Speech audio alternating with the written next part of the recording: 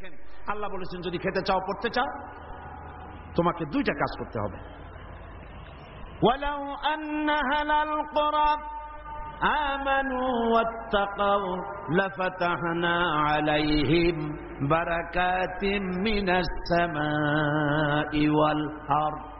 আল্লাহ পাক বলেন যদি জনপদের লোকেরা দেশের লোকেরা দুইটা কাজ যদি করে, কয়টা কাজ? দুইটা কাজ যদি করে, আমি আল্লাহর উপরে যদি ঈমান আনে আর আমাকে ভয় করার নীতি যদি অবলম্বন করে চলে, তাহলে আমি রব্বুল আলামিন ওই দেশের মানুষের জন্য আকাশ আর জমিনের সব বরকতের দরজা খুলে দেব। কি ওয়াদা কার? আল্লাহ কি ওয়াদা ভঙ্গ করেন? কখনো তিনি কখনো ওয়াদা ভঙ্গ করেন না। সেই আল্লাহ পাকের তিনি বলছেন যে আমার রিস্কের মালিক আমি তোমাদেরকে সুযোগ দিয়েছি, গভর্নমেন্ট তৈরি করো, সরকার বানাও, এবং সরকার বানায়া আমার কোরআন দিয়ে দেশ চালাও। তবে কোরআন দিয়ে যদি দেশ না চালাও, কোরআন শরীফের মধ্যে আল্লাহ অন্যত্র বলেছেন ক্ষমতা দেই, ক্ষমতা দিয়া আমি চুপ বুঝে বসে থাকি না। আল্লাহ কি ঘুমান? বলেন আল্লাহ কি ঘুমান? হযরত মুসা আলাইহিস সালাম একদিন আল্লাহরে বলেন, আল্লাহ তুমি নাকি ঘুমাও না? আল্লাহ পাক বলেন অবশ্যই ঘুমাই না। তোমার বিশ্বাস হয় না? কই আল্লাহ অবশ্যই বিশ্বাস হয়, তবে বুঝি না, আমার বুঝি আসে না।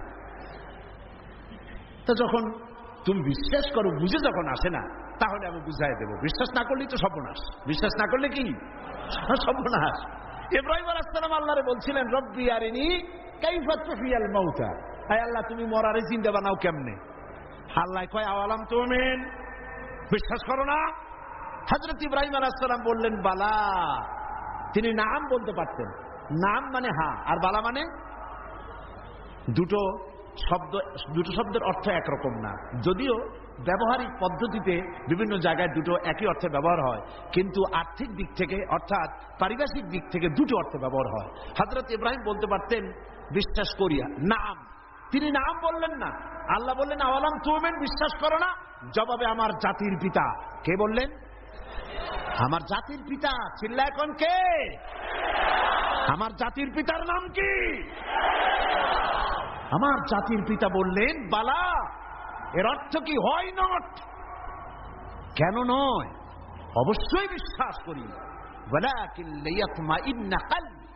কিন্তু আল্লাহ আমি যদি দেখতে পারি তাহলে আমার মনটা একটু ঠান্ডা হয়। শোনা কথা দেখা এর মধ্যে একটু পার্থক্য আছে তো। আল্লাহ কয় তাহলে আমি তোমার দেখাবো। বিশ্বাস যখন করছো আমি তোমার দেখাবো। মুসা আলাইহিস সালাম কয় আল্লাহ তুমি নাকি ঘুমাও না? কয় ঘুমাই তো না। তুমি বিশ্বাস করো না? কয় করি। বুঝি না। কয় তাহলে বুঝাই, এক গ্লাস পানি নিয়ে আসো। মুসা আলাইহিস সালাম এক গ্লাস পানি নিয়ে আসলেন। আল্লাহ কয় দাঁড়াই থাকো।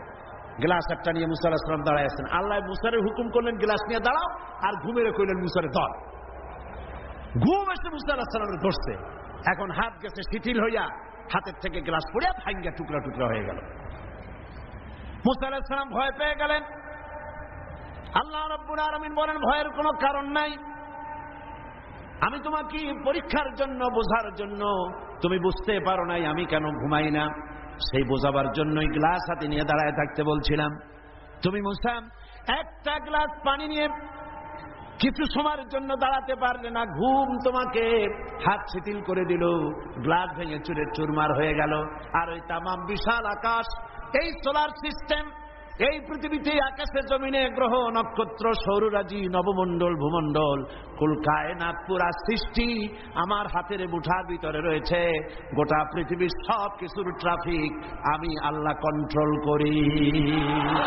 আমি যদি ঘুমায় যাই আকাশ আর জমিনের কোনো সিস্টেম আর বাকি থাকবে না। কোরআন শরীফের ভিতরে আল্লাহ রাব্বুল আলামিন সাফ করে বলেছেন লা তাখুযুহু সিনাতু ওয়ালা নাওম। পড়েন লা তাখুযুহু সিনাতু ওয়ালা নাওম। আল্লাহর ঘুমও নাই, তন্দ্রাও নাই। সুবহানাল্লাহ। ঘুমও নাই, তন্দ্রা বোঝেন তো? জিমে নেই, আল্লাহ জিমায়ও না, আল্লাহর কোনো ক্লান্তি নাই। সুবহানাল্লাহ। সে আল্লাহ রাব্বুল আলামিন তিনি বলছেন ক্ষমতা দিয়া ঘুমাই না, লিনানজুরা কাইফা তা'মালুন। ক্ষমতা দিয়ে লিনানজুরা কাইফা তা'মালুন, তাকায়া থাকি তুমি তোমার জনগণের সাথে কি আচরণ করো। জনগণের ভাগ্য বদলাও না দলের ভাগ্য বদলাও, তাকাইয়া দেখি। সেই আল্লাহ পাক আগের মতো আছেন না উল্টো পাল্টা হয়ে গেছে? আছে কিনা? আয়াতুল কুরসির ভিতরে আমরা পড়ে থাকি আল্লাহু লা ইলাহা ইল্লা হুয়াল হাইয়ুল কাইয়্যুম। আল্লাহ ছাড়া কোনো ইলাহ নাই, তিনি চিরজাগ্রত, তিনি চিরঞ্জীব। যেমন ছিলেন তেমন আছেন, তেমন সুবহানাল্লাহ। এখন আল্লাহ পাক কি বলছেন? উদখুলু ফিস সিলমি কাফা। যারা ঈমান আনছো, আমরা ঈমান আনছি কিনা? আচ্ছা, আমি একটু ঈমানদারদের সংখ্যাটা দেখি, কতজন ঈমান আনছি। আলহামদুলিল্লাহ। হাত নামান। আমরা সবাই ঈমানদার, আমরা সবাই কি? তো ঈমানদারদেরকে আল্লাহ পাক বলছেন উদখুলু ফিস সিলমি, পরিপূর্ণরূপে দাখিল হয়ে যাও। কিসের মধ্যে? সিলমের মধ্যে। আত্মসমর্পণ করো, সারেন্ডার্ড হয়ে যাও। আমাদের জাতির পিতা হযরত ইব্রাহিম আলাইহিস সালামকে আল্লাহ রাব্বুল আলামিন অর্ডার করলেন আসলিম, সারেন্ডার করো। আসলিম, সারেন্ডার করো। কাকে বললেন? জাতির পিতাকে। কাকে বললেন? জাতির পিতা হওয়া এত সোজা নয়।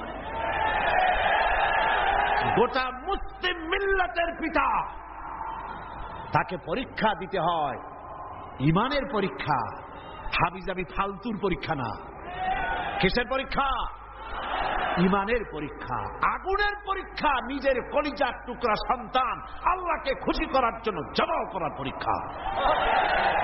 এরপরে জাতির পিতা হওয়া যায়। মানুষের উপরে জাতির পিতা চাপাই দিলে জাতির পিতা হয় না। জাতির পিতা আল্লাহ বানান, কে বানায়? চিল্লায় কও, কে বানায়? ওই আল্লাহ পাক বলছেন, আমি ইব্রাহিম আলাইহিস সালামকে বললাম আসলিম, সারেন্ডার করো, মাথা নত করো, আত্মসমর্পণ করো। আমার জাতির পিতা ইব্রাহিম আলাইহিস সালাম একটা প্রশ্ন তুললেন না যে আল্লাহ কোন কোন ব্যাপারে আমি আত্মসমর্পণ করব, কোন কোন ব্যাপারে আমি সারেন্ডার করব, কোন প্রশ্ন নাই। আমার রব তিনি বলেছেন আসলিম। আমার জাতির পিতা এক সেকেন্ড দেরি না করে সঙ্গে সঙ্গে বলেছেন আসলামতু লিরাব্বিল আলামিন। পড়েন আসলামতু লিরাব্বিল আলামিন। সারেন্ডার্ড হয়ে গেলাম, আনকন্ডিশন, কোন শর্ত ছাড়াই, বিনা শর্তে, বিনা প্রশ্নে আমার রবের সামনে আমি আমার মাথা নত করে দিলাম। সুবহানাল্লাহ। আল্লাহ তারে গোটা বিশ্বের নেতা বানাবেন, গোটা বিশ্বের কিয়ামত পর্যন্ত মুসলমানদের জাতির পিতা বানাবেন। সেই জন্য আল্লাহ পরীক্ষা নিতে চাইলেন, জাতির পিতা তোমারে বানাবো, তবে তোমার ইমানটা কেমন তা একটু টেস্ট করা দরকার। আল্লাহ টেস্ট করলেন, ফালাই দিলেন আগুনের মধ্যে। আগুনের ভিতরে ফালানো হচ্ছে।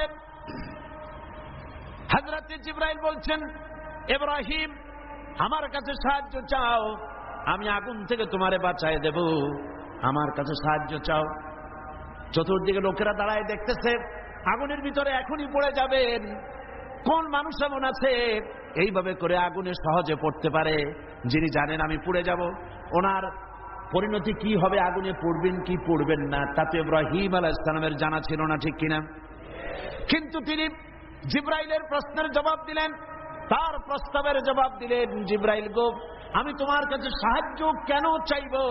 আমি তো এমন কোন অন্ধ আল্লাহর ইবাদত করি না যে আল্লাহ তার বান্দার দুঃখ দুর্দশা নিজের চোখে না দেখেন। আমার আল্লাহ তো অন্ধ নন। তবে আমি আগুনে পুড়ে গেলে, আগুনের ভিতরে আমি পুড়ে ভস্ম হলে, আমার রব যদি খুশি হয়ে যান, তাহলে আমি আমার রবকে খুশি করার জন্য 1000 বার পড়তে রাজি আছি। ঝট করে পড়ে গেলেন আগুনের ভিতরে। ইমানে তিনি পাস করলেন, ফার্স্ট ক্লাস ফার্স্ট হয়ে গেলেন ইমানের পরীক্ষায়। আমার আল্লাহ রাব্বুল আলামিন ইব্রাহিম দড়ি ছিঁড়ে আগুনের ভিতরে পড়ার আগে রব্বুল আলামিন আগুনের প্রতি নোটিশ করে দিলেন, ইয়া নারু কুনি বারদাও ওয়া সালামান আলা ইব্রাহিম। আগুন আমার ইব্রাহিমের জন্য শান্তিদায়ক ঠান্ডা হয়। সুবহানাল্লাহ, শান্তিদায়ক ঠান্ডা হয়। এমন ঠান্ডা হইল, আগুন তো জ্বলতেছে, কিন্তু ইব্রাহিমের পছন্দ দূরের কথা, গায়ের জামাও পড়ে নাই। সুবহানাল্লাহ। এ হলো জাতির পিতা, ইমানের পরীক্ষা। তিনি বলেছেন, আসলামতু লিরাব্বিল আলামিন, আমি আমার প্রভুর সামনে মাথা নত করে দিলাম। আল্লাহ আবার পরীক্ষা করলেন। এক পরীক্ষা হলো না, পৃথিবীবাসীর সামনে তোমাকে দেখাতে হবে যে তুমি সত্যি জাতির পিতা হওয়ার যোগ্য। সুবহানাল্লাহ। সবেমাত্র 80 বছর বয়সের সময় ছেলে হয়েছে হযরত ইসমাইল। আল্লাহ রাব্বুল আলামিন অর্ডার করলেন, চলে যাও, এই নবজাতক সন্তান আর তার মাকে নিয়ে মরুভূমির ভিতরে রেখে আসো। কি কত বড় মারাত্মক অর্ডার! সারা জীবনের শেষ প্রান্তে এসে একটিমাত্র কলিজার টুকরা সন্তান পেয়েছেন, বউ আর বাচ্চা সুদ্ধা ফেলে আসতে হবে মরুভূমির মধ্যে। আশ্চর্য কথা। কোনো প্রশ্ন করেন নাই যে আল্লাহ নিষ্ঠুর ওয়াদাটা, এই অর্ডারটা আমার কেন তুমি করলা? আমার উপরে এত বড় কঠিন পরীক্ষা, এ তো আগুনের পরীক্ষার চাইতে আরো মারাত্মক। আমি আমার বাচ্চাকে কেমনি মরুভূমিতে বানায় রেখে আসবো? কোনো প্রশ্ন করেন নাই। এখন আল্লাহর ঘর যেখানে, মক্কা শরীফে আল্লাহর ঘরটা যেখানে দাঁড়িয়ে আছে, এইখানে হযরত ইব্রাহিম আলাইহিস সালাম তার ছেলেকে আর স্ত্রীকে রেখে এলেন। হযরতে হাজরা বলেন, ইব্রাহিম, আমাকে যেখানে রেখে যেতেছ এর কারণটা কি? আমি কি অপরাধ করেছি কোন কারণে আমার নবজাতক সন্তান শুদ্ধ এখানে তুমি রেখে যেতেছ? কোনো জবাব নাই। আবার জিজ্ঞেস করলেন, কেন রেখে যেতেছ? কোনো জবাব নাই। তৃতীয়বারে হযরত হাজরা বুঝতে পারলেন তার স্বামী আল্লাহর পয়গম্বর, আল্লাহর নির্দেশ ছাড়া কোনো কাজ তিনি করবেন না। তিনি প্রশ্ন করলেন, ইব্রাহিম, এটা কি আল্লাহর হুকুম নাকি? হযরত ইব্রাহিম বললেন, হাজরা গো, আল্লাহ পাকের হুকুমেই আমি তোমাকে রেখে গেলাম। আকাশের দিকে আঙ্গুলটা উঁচু করলেন, আবেগে ভারাক্রান্ত হয়ে গেলেন হযরত ইব্রাহিম আলাইহিস সালাম। হযরতে হাজরা বললেন, ইব্রাহিম, কোনো চিন্তা নাই, আল্লাহ পাক যখন হুকুম করেছেন নিশ্চিন্ত মনে তুমি বাড়ি ফিরে যাও। আমি আমার আল্লাহর উপরে এতটা নির্ভরশীল, এই মরুভূমি যেখানে পানি নেই, খাবার নাই, গাছ নাই, পালা নাই, ঘর নাই, মানুষ নাই, জন নাই, আমি আমার আল্লাহকে এতটা বিশ্বাস করি, এই মরুভূমির ভিতরে, তৃণহীন পানিহীন মরুভূমির ভিতরে আল্লাহ রব্বুল আলামিন আমাকে আর আমার ইসমাইলকে না খাওয়াইয়া মারবেন না। পরীক্ষা কাহাকে বলে? হযরত ইব্রাহিম আলাইহিস সালাম চলে গেলেন, একবার ফিরেও তাকান নাই। সুবহানাল্লাহ কইতে পারলেন না। এখানে পরীক্ষা শেষ হলো না। ছেলে একটু বড় হয়েছে, দৌড়াতে পারে, জ্ঞান বুদ্ধি কিছুটা হয়েছে। আল্লাহ পাক অর্ডার করলেন, যাও এইবার ছেলেকে জবাহ করো। এই পরীক্ষা আগুনের পরীক্ষার চাইতে সহজ নাকি? সুবহানাল্লাহ, সুবহানাল্লাহ। জাতির পিতা হযরত ইব্রাহিম আলাইহিস সালাম একবারের জন্য বলেন নাই, রব্বুল আলামিন, এত বড় কঠিন হুকুম আমি কিভাবে পালন করব? তুমি আমার প্রতি দয়া করো, আমাকে শক্তি দাও, সাহস দাও। কিচ্ছু বলেন নাই। হুকুম হয়েছে, চলে গিয়েছেন। ছেলেকে কাছে ডেকে বললেন, ইন্নী আরা ফিল মানাম আন্নী আযবাহুক ফানজুর মাযা তারা। ইয়া বুনাইয়া, হে আমার কলিজার টুকরা সন্তান, আমি স্বপ্নে দেখেছি আমি যেন তোমাকে জবাহ করছি। ফানজুর মাযা তারা, এখন তুমি বলো তোমার মত কি, তোমার রায় কি? হযরত ইসমাইল আলাইহিস সালাম বাপ পয়গম্বর, ছেলেও কি পয়গম্বর হয়ে যাবেন। ছোট্ট ছেলে হযরত ইসমাইল বলছেন, ইয়া আবাতি ফাআল মা তু'মারু সাতাজিদুনি ইনশাআল্লাহু মিনাস সাবিরিন। হে আমার পিতা, হে আমার সম্মানিত পিতা, ইফআল মা তুমার, আপনি সেটাই করুন যেটার প্রতি আপনি আদিষ্ট হয়েছেন। ওই বাচ্চা ছেলে বুঝতে পেরেছে আমার পিতার স্বপ্ন স্বপ্ন নয়, নবীদের স্বপ্ন ওহীর সমান। ইয়া বাতি ফাআল মা তুমার, আল্লাহ পাক আপনাকে যে আদেশ করেছেন আপনি তা পালন করুন। সাতাজিদুনি ইনশাআল্লাহু মিনাস সাবিরিন, অবশ্যই আপনি আমাকে ধৈর্যধারীদের মধ্যে পাবেন। সুবহানাল্লাহ। এই পরীক্ষাও হযরত ইব্রাহিম আলাইহিস সালাম পাস করলেন না করেন না? করছেন কিনা? আল্লাহ পাক বলছেন দেখো ব্যাপারটা কি হলো। হযরত ইব্রাহিম তো জানেন না যে ছেলে জবাও হবে না, আর ছেলেও জানে না যে সে জবাও হয়ে যাবে না, কথা ঠিক কিনা? হযরত ইব্রাহিম আলাইহিস সালাম ছেলেকে জবাহের জন্য প্রস্তুতি নিলেন। এবার দেখেন কোরআনের ভাষাটা কি।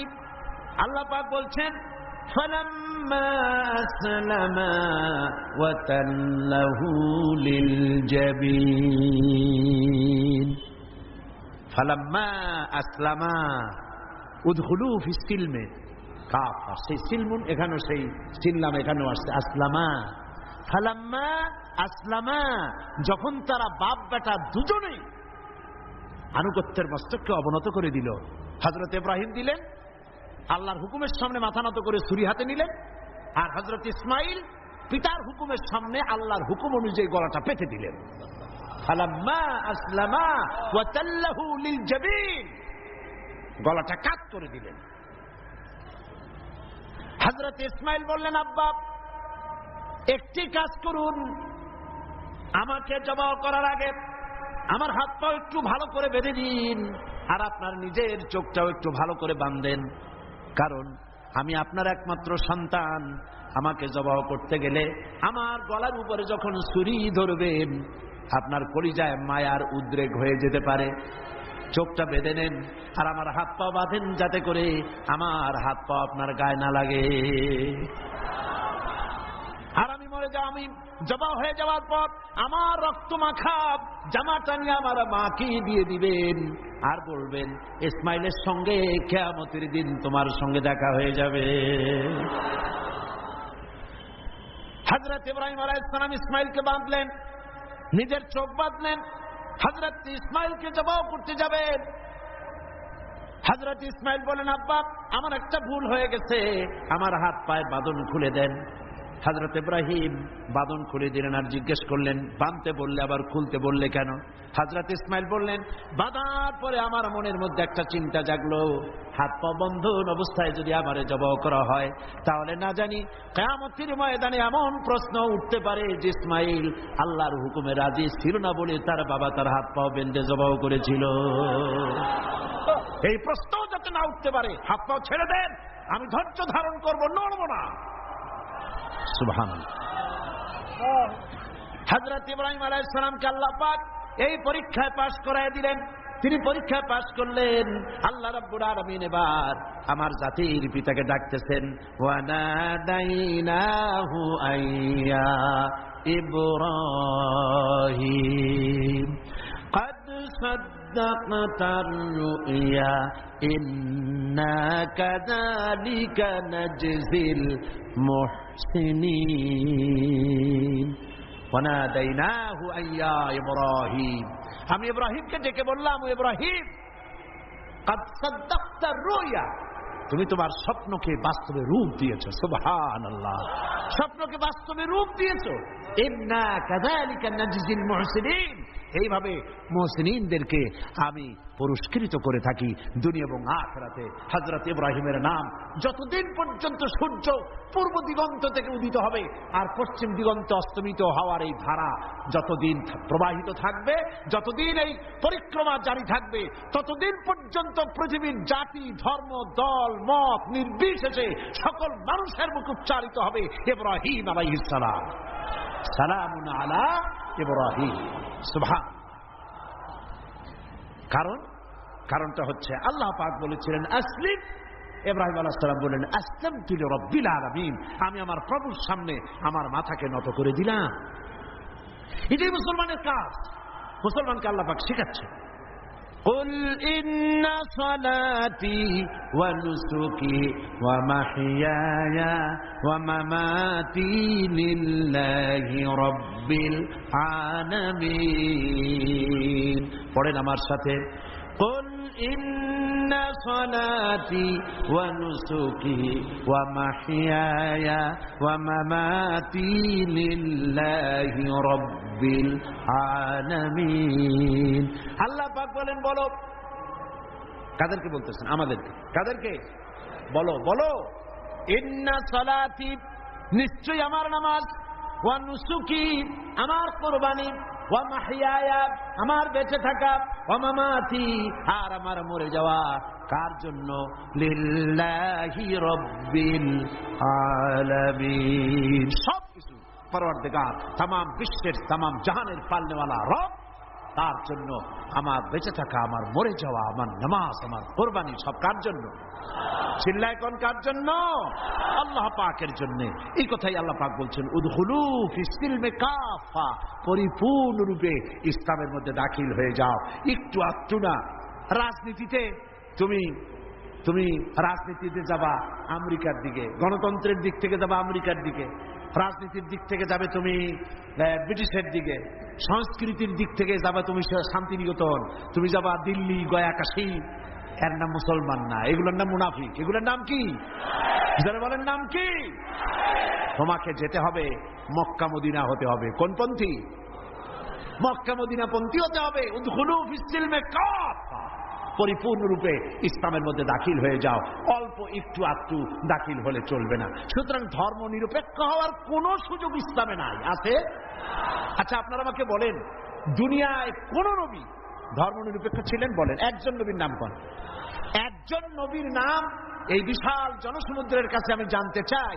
একজন নবীর নাম বলুন যিনি ধর্ম নিরপেক্ষ ছিলেন জি নাই একজন সাহাবীর নাম বলতে পারবেন तमाम পৃথিবীর সমস্ত আলেম উলামা পীর বুজুর্গ মুহাদ্দিসিন মুফাসসিরিন মুহাক্কিকিন সব একমত ধর্ম নিরপেক্ষ মতবাদ একটি কুফরি মতবাদ এই মতবাদ আল্লাহর নয় এটা শয়তানের তৈরি এটা কার তৈরি আর ইসলামটা কার আল্লাহর ধর্ম নিরপেক্ষতা কার ধর্মের ব্যাপারে নিরপেক্ষ আপনি হতে পারেন না নিরপেক্ষতাও একটা পক্ষ নিরপেক্ষতাও একটা পক্ষ ওরা সরাসরি বলে না সাহস নাই সেই জন্য বলে না কি বলে না ঠিক তো আন্দাজে কইলেন আগে না শুনবেন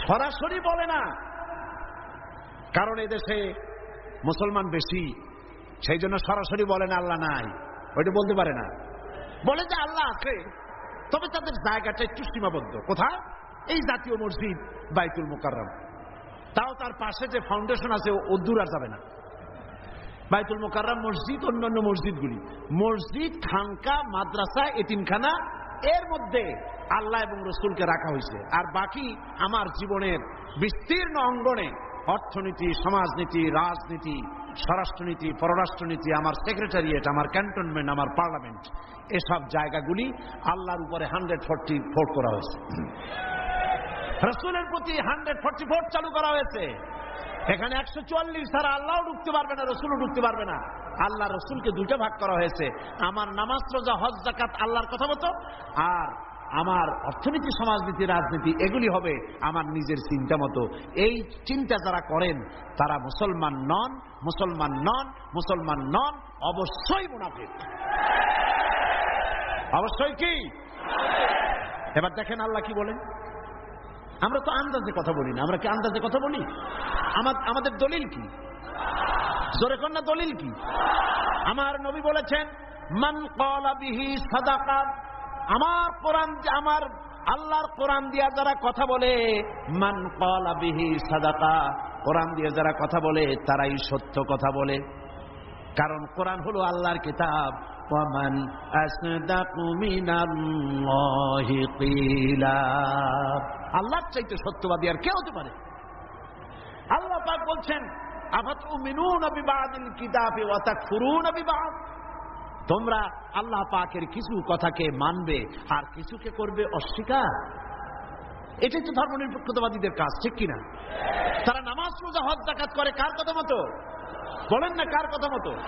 কিন্তু অর্থনীতি, সমাজনীতি, রাজনীতি এগুলি আল্লাহর কথা মতো করে না। বরং এই কথাগুলি যদি কেউ বলে যে ধর্ম, রাজনীতি, অর্থনীতি, সমাজনীতি, ইলেকশন, ভোট, নির্বাচন, স্লোগান, সমাবেশ সব হতে হবে আল্লাহর কোরআন অনুযায়ী, তাহলে ওরা বলে এরা হচ্ছে মৌলবাদী, এরা হচ্ছে মৌলবাদী। আর এই কথাগুলি প্রচার করার জন্য তাদের পত্রিকার অভাব নাই, আছে। আজকে আমার সামনে এই মাহফিলে হাজার হাজার লোক আছে, কিন্তু টেলিভিশনের সামনে আছে কোটি কোটি মানুষ, ঠিক কিনা? পত্রিকা 2-4টা পত্রিকা আছে বাংলাদেশে যেগুলি আল্লাহর কথা, ইসলামের কথা মহব্বতের সাথে জীবনের বিনিময়, জীবনের ঝুঁকি নিয়ে পত্রিকায় তারা প্রকাশ করে, ঠিক কিনা? বাকি শত শত পত্রিকা ঝড়ের গতিতে, টর্নেডোর গতিতে ইসলামের সাথে বিরোধিতা করছে কি না করছে না, করছে কি না করছে। এবং এরাই ধর্মনিরপেক্ষতাকে বাঁচায় রাখার জন্য এক শ্রেণীর বুদ্ধিজীবী কবি সাহিত্যিক তৈরি করেছে এবং পত্রিকাগুলি এদেরকে বাঁচায় রাখে, আর ইসলামের সাথে করে চরম কি বিরোধিতা। দেখেন, এইখানে আমি আসার সাথে সাথে একটা প্রশ্ন আমার কাছে আসলো, একটা প্রশ্ন আসলো। প্রশ্নটা হচ্ছে, সে লোক বলেছে যে ওয়াজ মাহফিলের আমাদের সমাজে এক শ্রেণীর লোক আছে যারা এই বলে জনগণকে বিভ্রান্ত করছে যে সাইদি সাহেব এবং অন্যান্য বিখ্যাত আলেমগণ ওয়াজ মাহফিলের মাধ্যমে প্রচুর অর্থ উপার্জন করছে। এই সকল লোকদের প্রশ্ন হলো, আলেমগণ নবী ওনার নাজিলকৃত কোরআনের আলোচনার বিনিময়ে কোনো অর্থ উপার্জন করছেন কেন? এই প্রশ্নটির সৃষ্টি হয়েছে কদিন আগে একটি পত্রিকা, ভারতের টাকায় পরিচালিত, আমি নাম বলবো না। সেই আমি তখন কুমিল্লা মাহফিল করতেছি, তারা লিখেছে 3 রাত্র তিনি সেখানে বক্তৃতা করবেন, সন্ধ্যা থেকে ফজর পর্যন্ত ওয়াজ ফরমাইবেন। আমি তো জীবনেও সন্ধ্যা থেকে ফজর পর্যন্ত ওয়াজ ফরমাই নেই কোথাও। তারপরে প্রতিদিন 25,001 টাকা করে নেবেন, 3 রাত্রে 75,003 টাকা তিনি সেখান থেকে গ্রহণ করবেন। পত্রিকায় এসেছে। পরের দিন সেই কমিটি মাহফিলে দাঁড়াইয়া এর প্রতিবাদ করলো, ঘৃণা জানালো যে কোনোদিন আমরা ওনাকে ধরনের পয়সা করি দেই নেই। জিন্দিগিতে মানুষের সঙ্গে কন্ট্যাক্ট করে, চুক্তি করে আমি সাইদি টাকা নিয়েছি, এর প্রমাণ কোন মায়ের সন্তান বাংলাদেশ তো দূরের কথা, তামাম পৃথিবীতে কেউ দিতে পারবে না। পত্রিকাগুলি এগুলি ছেপে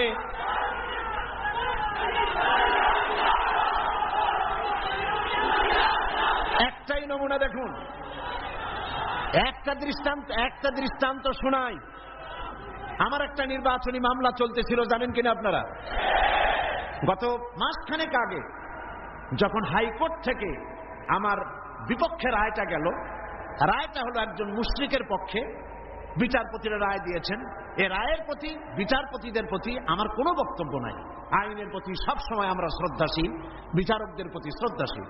রায় তারা যেটা দিয়েছেন, একজন মুশরিকের পক্ষে সেটা গিয়েছে, আমার বিপক্ষে গিয়েছে। এমন কোন পত্রিকা সেদিন ছিল না। পরের দিন প্রত্যেকটি পত্রিকার ব্যানার হেডলাইনে এত বড় অক্ষর দিয়ে লিখেছে, সাইদি আর এমপি নাই, তিনি কুপকার। কিন্তু গতকাল বাংলাদেশ সুপ্রিম কোর্ট এই কেসে হাইকোর্টের রায়কে স্থগিত ঘোষণা করে দিল, স্টে অর্ডার দিয়ে দিল। রায়টা আমার পক্ষে এসেছে, সেই জন্য বাংলাদেশের 2-1টা পত্রিকা ছাড়া কোন পত্রিকায় কোনো জায়গা হয় না। এগুলি প্রমাণ, এদের কলিজা জ্বলে। আজকের এই মাহফিলের এই দৃশ্য দেখে কলিজায় আগুন লেগে যায় ওদের। আগুন লাগুক।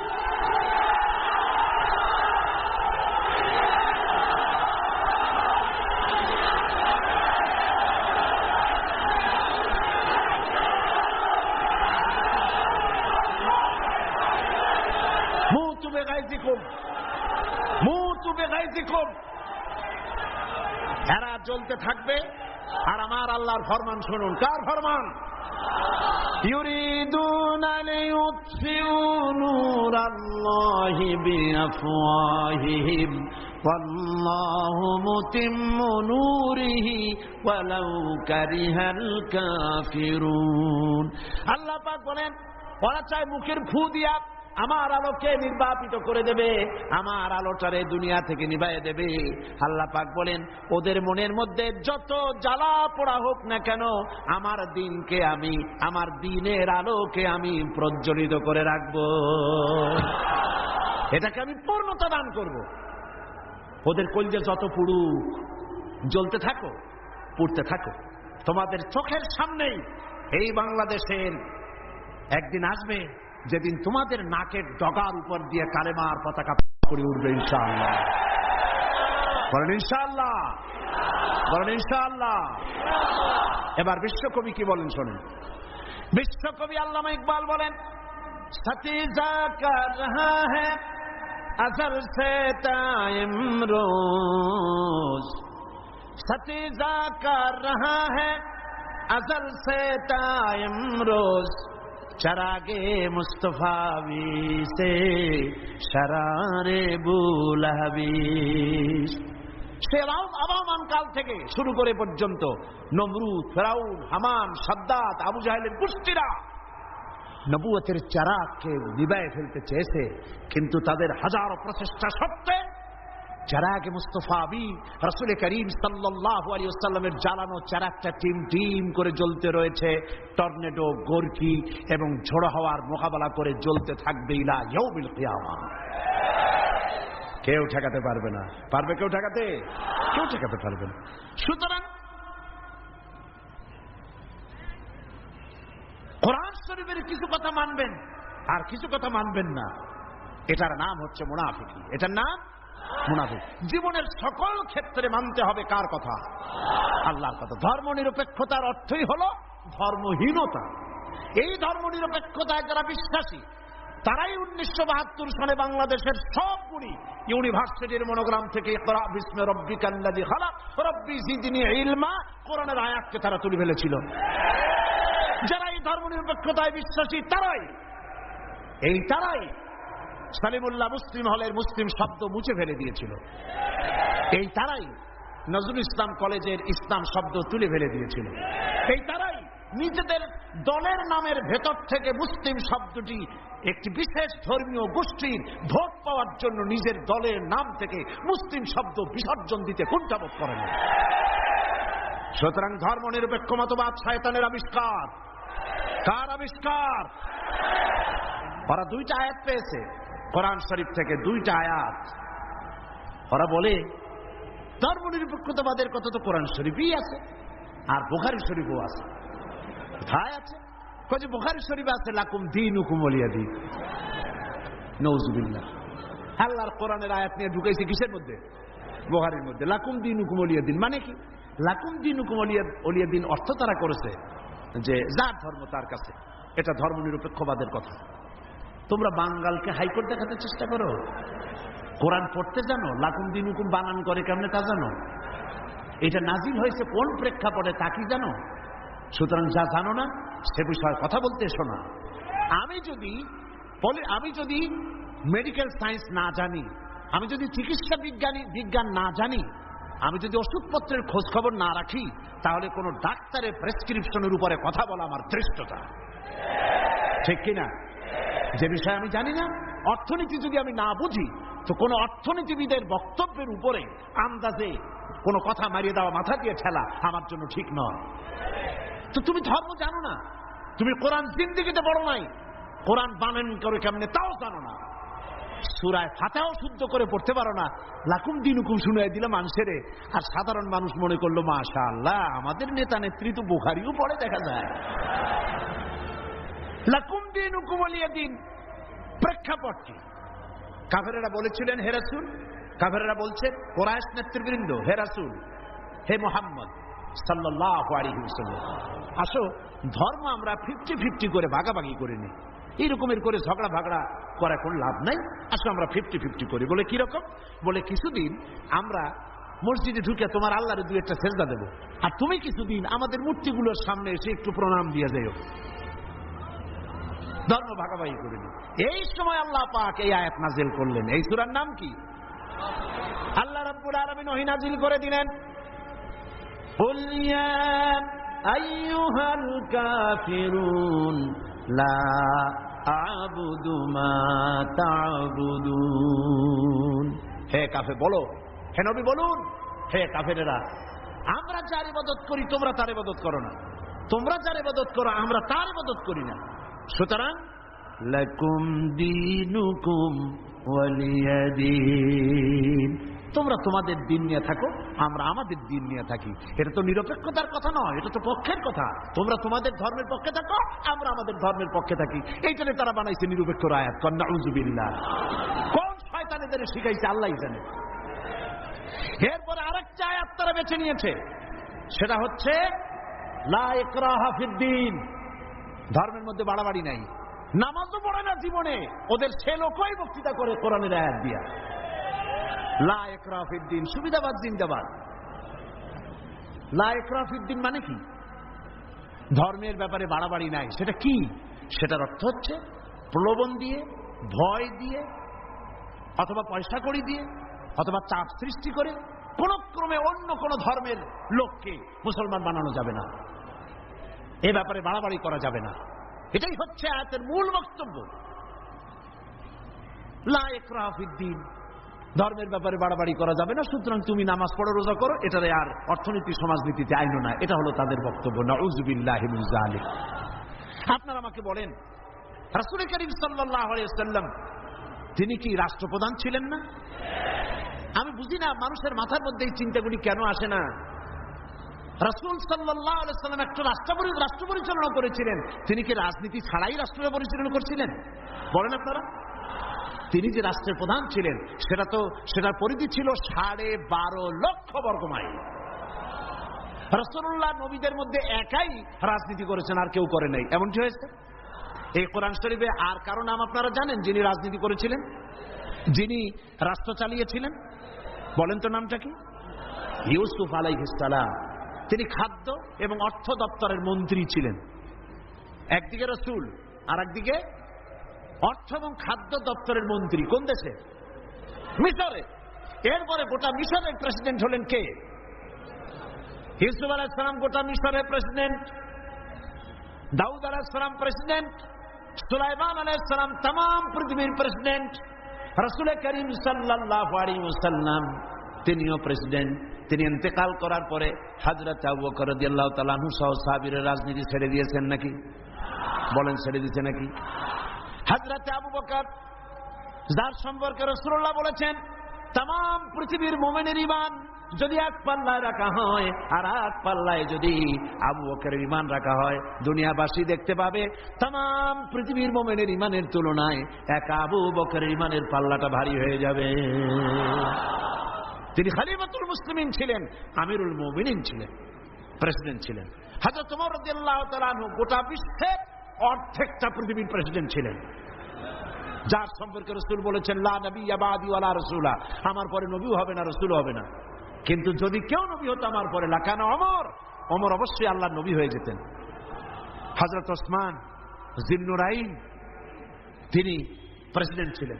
হযরত আলী কাররামাল্লাহু ওয়াজহাহু তিনি প্রেসিডেন্ট ছিলেন, ছিলেন না? তাহলে কি করে বলতে পারেন মুসলমানের সন্তান হইয়া, কেমনে বলতে পারেন যে ধর্ম আর রাজনীতি আলাদা, আমি ধর্ম নিরপেক্ষ? নিরপেক্ষ থাকতে পারবেন না। যেমন পথ চলতে গেলে হয় আপনি রাইটিস্ট হবেন, না হয় আপনি লেফটিস্ট হবেন। হয় ডান দিক দিয়ে চলবেন, না হয় বাম দিক দিয়ে। কিন্তু কেউ যদি কয় যে আমি রাইটিস্ট হব না, লেফটিস্ট হব না, আমি মিডিলিস্ট হব, আমি রাস্তার মাঝখানে দাঁড়ায় থাকবো, আমি নিরপেক্ষ, কোনো পক্ষে যাবে না, আমি নিরপেক্ষ রাস্তার মাঝখানে। এখন আপনি ঢাকা চিটাগং হাইওয়ে, মোটরওয়ে, বিশ্ব রোড, এই বিশ্ব রোডের ডান দিকেও নাই, বাম দিকেও নাই, যেহেতু আপনি নিরপেক্ষ, আপনি মাঝখানে দাঁড়াইছেন।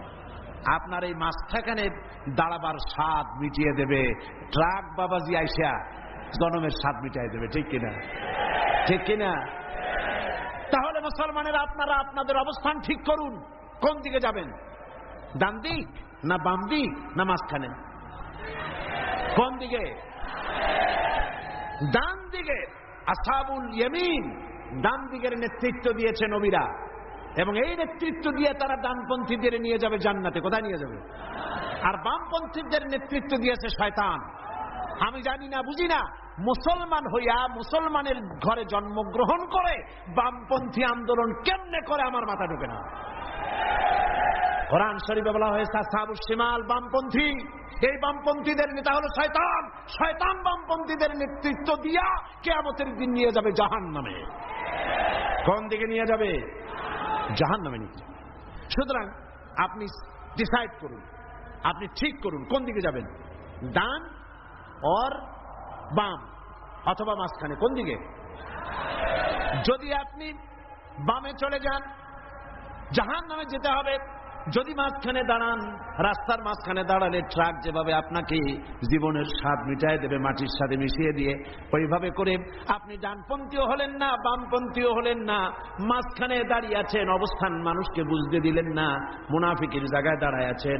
শয়তান এসে আপনাকে সবল মেরে জাহান্নামে নিক্ষেপ করবে। নিরপেক্ষতার কোন স্থান ইসলাম নাই, ধর্ম নিরপেক্ষতার কোন জায়গা নাই। এখানে সুস্পষ্ট ভাবে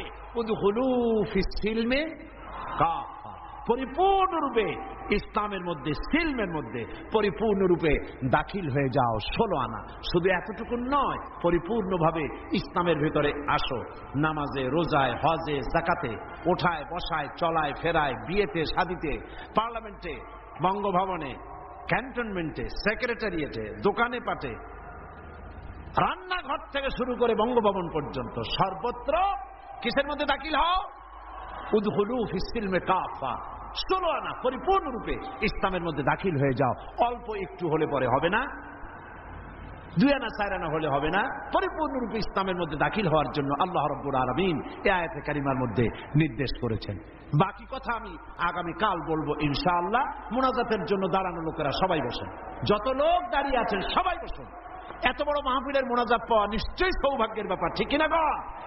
জোরে বলেন ঠিক কিনা? মহব্বতের সাথে দাঁড়ানো ভাইয়েরা সবাই বসুন, আর একটু জিকির করেন আল্লাহ আল্লাহ আল্লাহ আল্লাহ আল্লাহ আল্লাহ। কালকে পাখা রাখতে হবে, ফ্যান একটু চা। আমি কিন্তু দাঁড়াতে বলি নাই। আর মোনাজাতের কথা শুনলে যদি কেউ হাঁটে, এটা কিন্তু আপনার নিজের জন্যই আপনি ক্ষতি করছেন। মোনাজাতে অংশগ্রহণ করা, আল্লাহ পাকের কাছে হাত তোলা, এই হাত তোলা থেকে নিজেকে বঞ্চিত করবেন না। এরপর রব্বানা যালামনা আনফুসানা ওয়া ইন লাম তাগফির লানা ওয়া তারহামনা লানাকুনান্না মিনাল খাসিরিন। রব্বানা লা তুযিগ কুলুবানা بعد إذ هديتنا وهب لنا من لدنك رحمة إنك أنت الوهاب। হায় আল্লাহ তাআলা, হাজার হাজার মুসলমান নরনারী পল্টনের এই ঐতিহাসিক ময়দানে কোরআনে কারীমের 3 দিন ব্যাপী তাফসীরুল কোরআন মাহফিলের আজকের এই প্রথম দিনে আমরা তোমার দরবারে কোরআনের আলোচনা করে হাত তুলেছি। মেহেরবানি করে সওয়াবটুকুন জনাবে মুহাম্মদ রাসূলুল্লাহ সাল্লাল্লাহু আলাইহি ওয়াসাল্লামের রূহ মুবারকে পৌঁছায় দাও। तमाम পৃথিবীর মাটির নিচে যত মুমিন মুমিনাত শুয়ে আছেন তাদের আরওয়ার পরে সওয়াব পৌঁছায় দাও। হে আল্লাহ তাআলা, আমাদের মা বাপ যাদের দুনিয়া থেকে বিদায় হয়ে গেল, কবরগুলিকে জান্নাতের টুকরায় পরিণত করে দাও। রব্বির হামহুমা কামা রব্বায়ানি সগীরা। সবাই পড়েন রব্বির হামহুমা কামা রব্বায়ানি সগীরা। হে আল্লাহ তাআলা, আমরা জেনে না জেনে, বুঝে না বুঝে বহু গুনাহ করেছি। আল্লাহ দয়া করে আমাদের জিন্দেগীর সকল গুনাহ খাতা মাফ করে দাও। রব্বুল আলামিন, এই মাহফিলের আয়োজন যারা করেছেন, বহু টাকা করি তারা খরচ করেছেন তোমার বান্দাদেরকে কোরআন শরীফ শোনার জন্য। আল্লাহ তুমি দয়া করে মেহেরবানি করে খিলগা পাঠাগার যে কষ্টটা করলো, পরিশ্রম করেছে, ঋণগ্রস্ত হয়েছে, এই ঋণ যেন থাকে না। তোমার বান্দাদের, বান্দা বান্দীদের দিলের মধ্যে মহব্বত পয়দা করে দিও। সকলে আর্থিক সহযোগিতা করে যেন পাঠাগারকে ঋণ মুক্ত করে দেয়। হে আল্লাহ তাআলা, এই মাহফিলের সূচনা করেছিলেন তোমার এক গোলাম শহীদ আবুল কাসেম আজ আর দুনিয়ায় নাই। আল্লাহ এক পাপিষ্ঠ তাকে দুনিয়া থেকে বিদায় করেছে। আল্লাহ তুমি দয়া করে মেহেরবানি করে আবুল কাসেমকে শাহাদাতের মর্যাদা দান করে দিও, জান্নাতুল ফিরদাউসে তার জায়গা করে দিও। রব্বুল আলামিন ইসলামী পাঠাগার, আল্লাহ তুমি এই পাঠাগারকে মঞ্জুর করে নিও। রব্বুল আলামিন আগামীকাল এবং পরশু আরো 2 দিন এখানে মাহফিল হবে। আল্লাহ তুমি দয়া করে 2 দিন মাহফিলকে তোমার কুদরত দিয়ে তুমি পরিচালনা করে দিও। রব্বুল আলামিন অনেকেই দোয়া চেয়েছে, কোরআনের মাহফিল সকলের মনের আশা, দোয়া করলেই কবুল হয়ে যাবে, চাইলে কবুল হবে, এই মনের আশা নিয়ে এসেছে। আর আমরা জানি তুমি বলেছো দুউনি আস্তাজিব লাকুম, আমারে ডাকো আমি ডাকের সাড়া দেব। হায় আল্লাহ আমরা ডাকতেছি, ডাকের সাড়া তুমি দিয়ে দাও। রব্বুল আলামিন যত মানুষ আশা করে এসেছে সমস্ত মুসলমান নরনারীর মনের আশা আল্লাহ বৈধ আশাগুলি তুমি পূরণ করে নিও। سترul arsh masbulun alayna wa aynullah nadiratun ilayna bihawlillah la yaqdiru alayna Allahumma la tusallit alayna man la yarhamuna Allahumma inna naj'aluka fi nuhurihim wa na'udhu bika min shururihim Rabbana taqabbal minna innaka antas samiul alim wa tub alayna innaka antat tawwabur rahim subhana rabbika rabbil izzati amma yasifun wa salamun alal mursalin alhamdulillahi rabbil alamin waj'al آخر كلمتنا عند الموت لا إله إلا الله محمد رسول الله السلام عليكم ورحمة الله